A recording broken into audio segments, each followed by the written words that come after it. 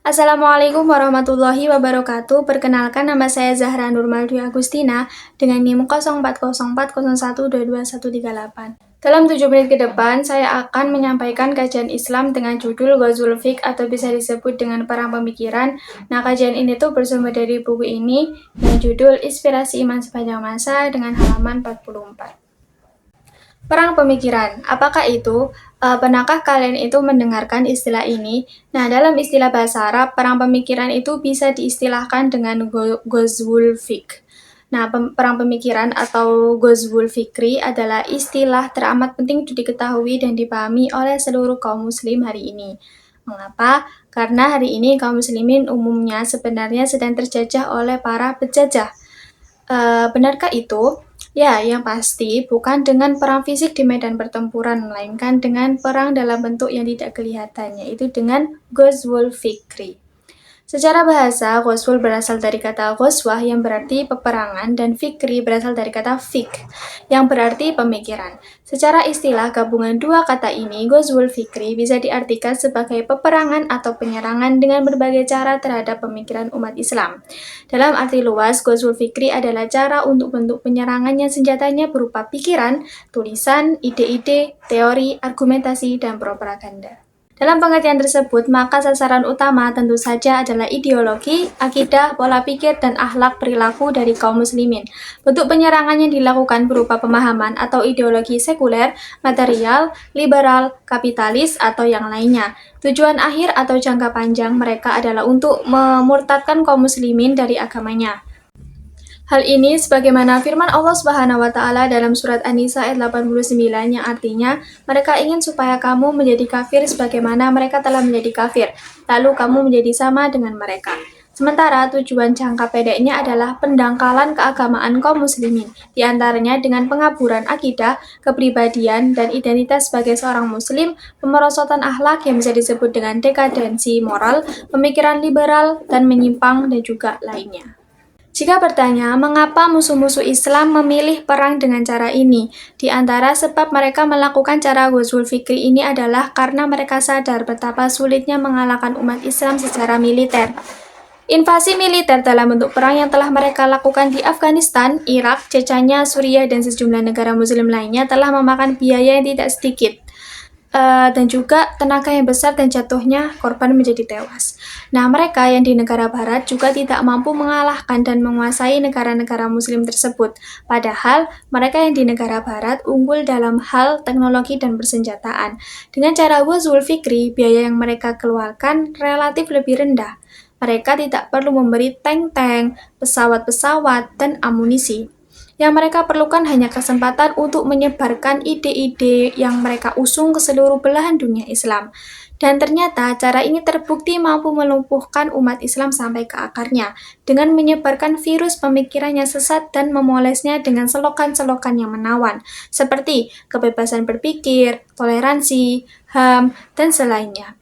Selain itu, hasil yang diperoleh dengan Ghazwul Fikri ini lebih memuaskan untuk menyelenggarakan penjajahan terhadap dunia Islam. Inilah yang menyebabkan mereka mencari jalan lain untuk melemahkan kaum muslimin, kemudian akhirnya mengeluarkan mereka dari agamanya. Wallahu musta'an. Allah Subhanahu wa taala berfirman yang artinya dalam surat Al-Baqarah ayat 217, mereka tidak henti-hentinya memerangi kalian hingga kalian murtad dari agama kalian jika mereka mampu. Menurut para ulama dan para pakar yang banyak mengkaji dan meliti fenomena Ghazwul Fikri ini, terdapat beberapa metode, cara atau taktik yang sering dilakukan oleh para penjajah musuh-musuh Islam untuk memerangi kaum muslimin yang lewat jalur ini. Di antaranya yang pertama ada tasyik. Tasyik yaitu menimbulkan keraguan-keraguan dan pendangkalan dalam jiwa kaum muslimin terhadap agamanya. Yang menjadi sasaran utama dalam metode ini adalah validitas sumber-sumber hukum Islam, yaitu Al-Quran dan Hadis. Berbagai teori bohong diungkapkan oleh para orientalis untuk menimbulkan keraguan akan kebenaran wahyu Allah Subhanahu wa taala tersebut. Mereka menuduh bahwa isi Al-Quran sudah tidak rasional agar kaum muslimin tidak lagi mengkajinya. Hari ini, metode ini tuh terbilang cukup ampuh, terbukti dengan banyaknya korban mereka yang menolak atau minimal ragu jika hukum-hukum Allah ditegakkan di bumi ini. Mereka menyebut syariat Islam sebagai syariat yang sudah usang dan tertinggal oleh zaman sehingga tidak bisa diterapkan lagi dalam kehidupan seseorang. Yang kedua yaitu tasywih, yaitu pengaburan. Dengan metode ini, musuh-musuh Islam berupaya untuk menghilangkan kebanggaan kaum muslimin terhadap agamanya dengan cara menggambarkan Islam secara buruk. Seringkali mereka menyematkan gelar seperti teroris, fundamentalis, ekstremis, Islam garis keras, Islam radikal, Islam moderat, dan lain-lain. Tentunya julukan tersebut bukan hanya sebagai hinaan semata bagi kaum muslimin, melainkan juga sebagai salah satu bentuk pengaburan agar kaum muslimin mulai tidak merasa bangga terhadap agamanya sendiri. Yang ketiga yaitu tajwib, yaitu pelarutan bercampur adukan antara pemikiran dan budaya Islam dengan pemikiran dan budaya jahiliyah. Tujuannya jelas, yaitu agar tidak lagi ada jarak pemisah antara pemikiran dan budaya Islam dengan pemikiran dan budaya kufur. Akibatnya, kaum muslimin tidak tahu lagi mana pemikiran dan budaya Islam, mana yang bukan. Yang keempat yaitu taghrib, pembaratan, yaitu mendorong kaum muslimin untuk menyenangi dan menerima pemikiran, kebudayaan, dan gaya hidup orang-orang barat. Taghrib berusaha keras untuk mengeluarkan nilai-nilai Islam dari jiwa kaum muslimin dan mengisinya dengan nilai-nilai barat yang menyimpang. Mereka merusak moral kaum muslimin dengan cara memperkenalkan pergaulan bebas ala barat seperti clubbing, free sex, lagu-lagu dan nyanyian musik, budaya pacaran, dan segudang aktivitas lainnya yang banyak dilakukan kaum muslimin sekarang, bahkan khususnya generasi muda. Dalam melangsungkan misinya, musuh-musuh Islam menggunakan berbagai sarana yang terbukti ampuh memerangi pemikiran umat Islam, di antaranya media informasi. Dalam dunia modern, media informasi menempati posisi yang sangat penting, di antaranya dengan kemampuan media dalam membentuk opini umat dan masyarakat. Bahkan sering dikatakan bahwa barang siapa yang menguasai media berarti dapat juga menguasai dunia. Jika yang menguasai media itu adalah orang mukmin yang benar-benar memiliki ilmu dan paham dengan dakwah agama ini, maka informasi yang disampaikan atau dipublikasikan tentu tidak akan berisi informasi yang merugikan Islam, bahkan memojokkan kaum muslimin atau menyakiti umat Nabi Muhammad SAW.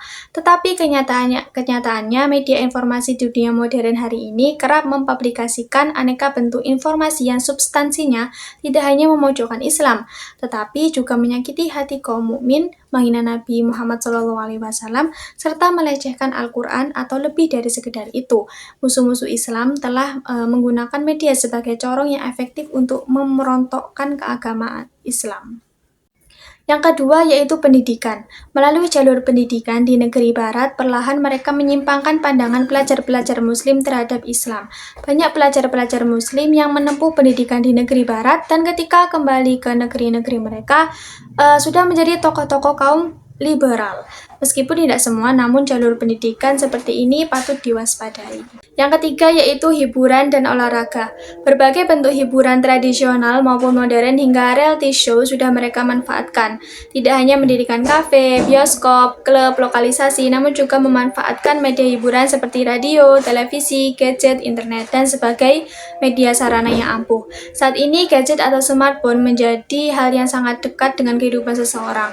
Konten-konten yang ada pun dibuat semegerlap dunia, kabar-kabar disebarkan kerap bersifat propaganda atau membuat umat Islam saling beradu domba dalam masalah khilafiyah, yang sebenarnya merupakan sesuatu yang wajar. Dampaknya, umat Islam menjadi ribut dengan sesamanya dan justru ditertawakan oleh umat lainnya. Selain itu, mereka juga menyebutkan prestasi olahraga sebagai bentuk kepahlawanan yang pantas dibanggakan. Padahal di balik itu semua banyak kemungkaran yang ditularkan kepada umat Islam, seperti judi, minuman keras, menampakkan aurat, dan masih banyak lagi. Yang keempat yaitu yayasan dan lembaga sosial. Dengan sarana ini, mereka kerap menjalankan misinya dengan kemasan islami dan terlihat baik seperti bantuan sosial atau bantuan kemanusiaan. Padahal di balik itu, mereka menawarkan pertukaran harta dengan agama mereka, hingga akhirnya masyarakat-masyarakat lemah dalam harta fakir dan miskin menjadi korban pemurtadan. Apa yang menjadi kenyataan hari ini bahwa Islam terus menerima rongrongan atau penyerangan dari musuh-musuhnya. Baik melalui jalur fisik maupun pemikiran dalam bentuk ghazwul fikri adalah hal yang telah disinyalir oleh Nabi sejak 14 abad yang lalu. Dari Saubaan, dia berkata, Rasulullah SAW bersabda, hampir-hampir bangsa kafir saling mengajak untuk memerangi kamu, sebagaimana orang-orang akan makan saling mengajak menuju piring besar mereka. Seseorang sahabat bertanya, apakah disebarkan dari sedikitnya kita pada hari itu?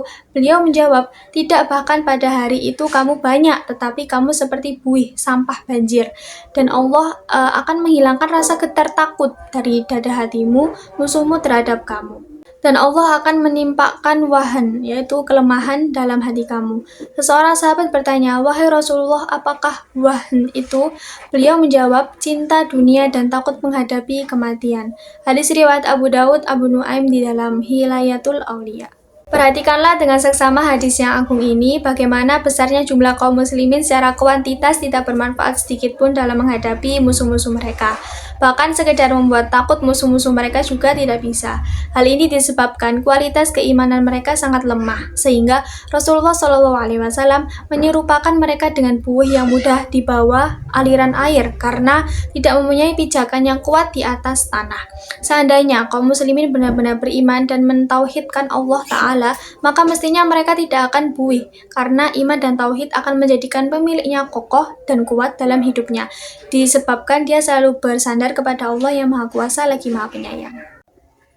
Tujuan perang pemikiran dari musuh-musuh Islam tidak lain dan tidak bukan agar kaum muslimin ini lemah, mundur, bahkan meninggalkan agamanya.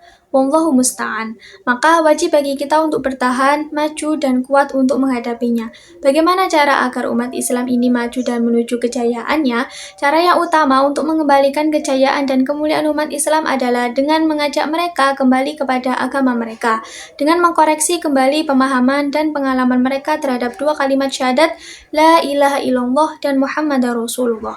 Cara ini telah dinyatakan langsung oleh Rasulullah SAW dalam sabda beliau, jika kalian telah melakukan jual beli dengan cara inah, salah satu bentuk jual beli riba, membuntuti ekor-ekor sapi, disibukkan dengan peternakan, dan merasa puas dengan hasil pertanian sehingga lalai dari agama, serta meninggalkan jihad di jalan Allah Ta'ala, maka niscaya sungguh Allah Ta'ala akan menimpahkan kehinaan dan kerendahan kepada kalian, dan tidak akan menghilangkan kehinaan itu sampai kalian kembali kepada agama kalian. Oleh karena itu, jika kita sudah tahu tentang Ghazwaul Fikri, sasaran, metode, sarana, dan dampak solusinya, maka mari kita segera memperkaya ilmu dan pemahaman Islam kita secara kafah, sembari berupaya untuk terus mengamalkan dan mendakwahkannya di tengah umat.